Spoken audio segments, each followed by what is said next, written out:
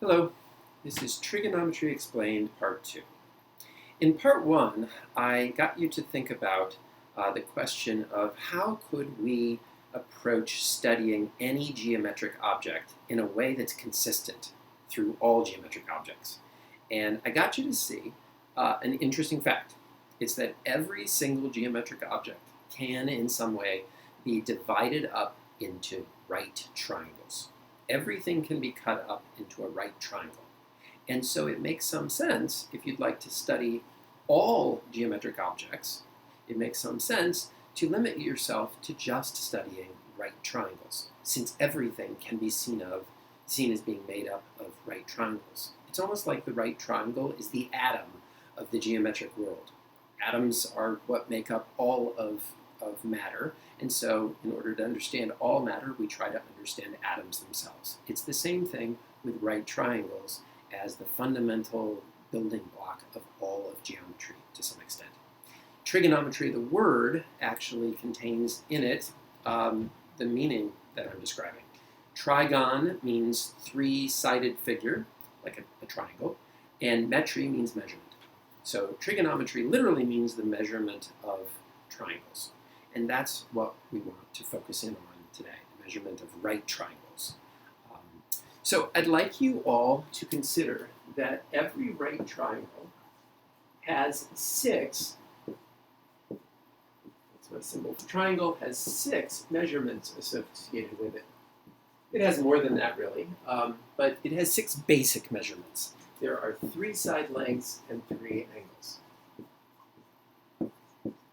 There's also area, there's also perimeter, there's also other things that we could measure. But these 6, in some sense, make the most fundamental measurements of the right triangle. And at its most basic level, trigonometry asks and answers a question. It does more than this, but this is the most fundamental thing. It asks, if we know some of those 6 measurements,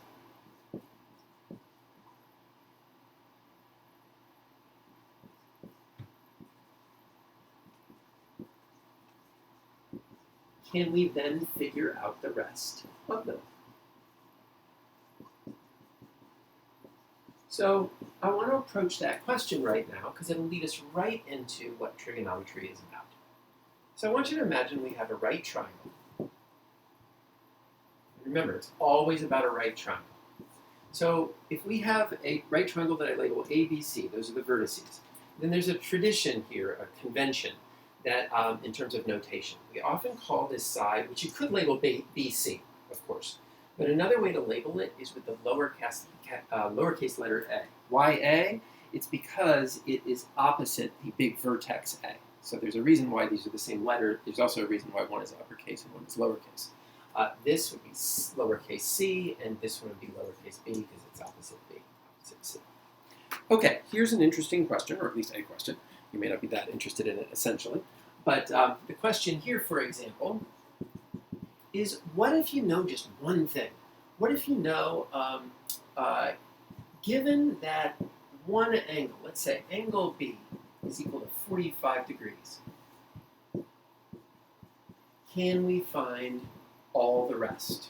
Now, by all the rest, I just mean the other angles and sides. Now remember, one of these 6 measurements is always given in trigonometry. It's always a right angle. So I'm really given 2 things. I'm given that automatically, but I'm also going to be given that this is 45 degrees.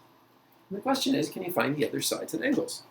I want to approach the sides first. You may be jumping because to the angle, because there is a quick way to get the angle. But let's not think about that yet. I want you to think about the sides. I want you to think about how long this side might be. And I'd argue it could be anything. This could be 45 and this is 90. And this could be long or it could be short.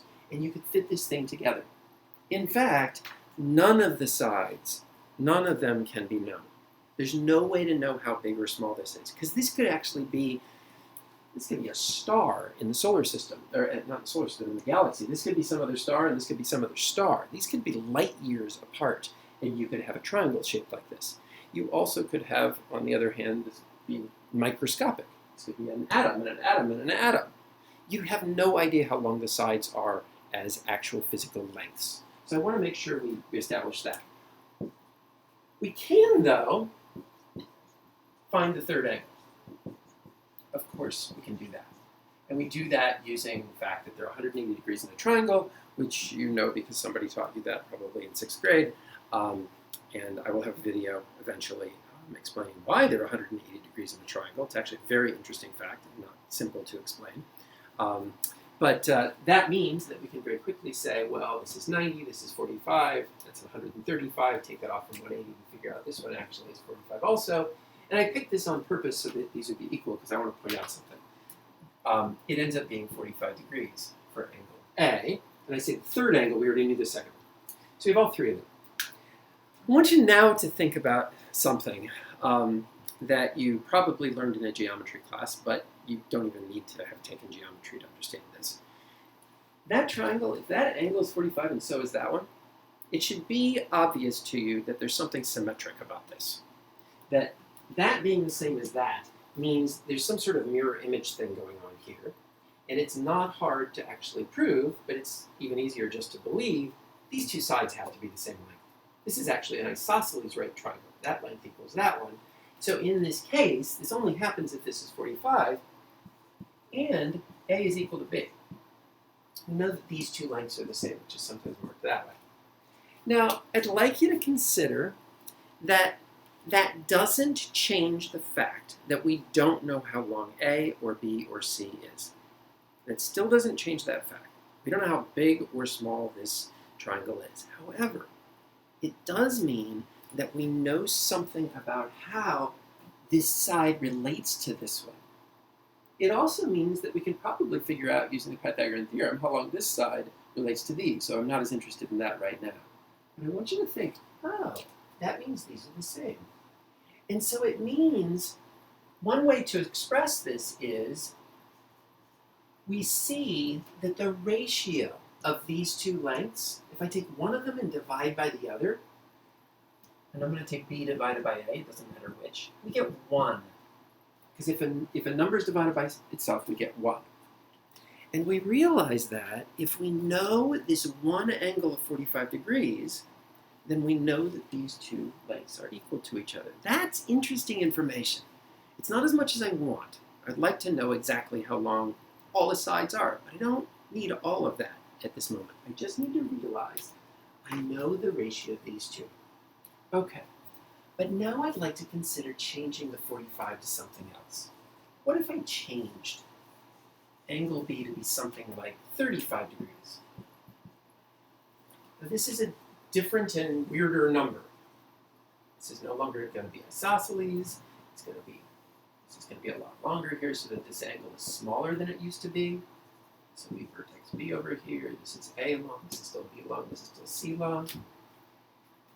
Now can I figure out how long any of the sides are? I can do the angle. I can get that this one is 55 when you do the math on these three adding up to 180. But I'm interested in this question. What about the ratio of B over A now? Now before, when the angle was 45, we knew that it was B and A that were equal, and so we knew that ratio. Here's the key thing, and this is what trigonometry is about. I don't think anybody, you or me actually, knows what that ratio is. I don't know the number, but I do know there's some ratio that exists in the world when the angle's 35. I know this side, I can just see it. This is going to be shorter than this one no matter what. It's going to be shorter. You can see it. And there's going to be an answer to a numerical question. How much shorter? What is this one as a percentage of this one? My answer to this question about what about B over A now is subtle and kind of complicated, but this is the key for you to understand what trigonometry is about. Here's the answer to my question. What about B over A now? I don't know the number because I haven't got a measuring stick here to figure it out.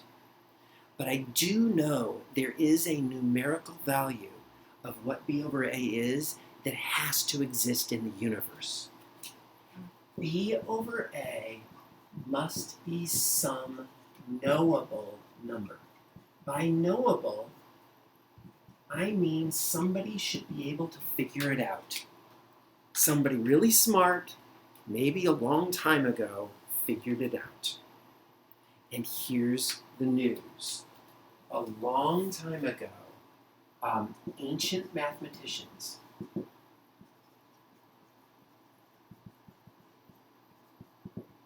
figured out that number. They figured out b over a as a decimal for, the angle b equal to 45 degrees, 35 degrees, and every other number you can think of. Now I say every other possible number. There are an infinity of them, but get this low enough, every other possible number. Obviously not for an infinity, but for all practical purposes, down to many decimals. And all we have to do is look it up. We are going to look it up. And we need some sort of mathematical code for how to look it up. And here is that code. We call this, given the measure of angle B, we call the ratio of b over a, this side over this side. And when we know this angle, that side is the opposite side to this angle. This is the adjacent side, means next to. We call b over a, that ratio, the tangent of angle B. It's just mathematical code for what that ratio is. Now, I'm going to type in on my calculator, which you probably have one like this. There's a tan button right there. And notice I type in tan. And then I'm going to push 35 degrees, and I'm going to press enter, and it says 0.70020753882.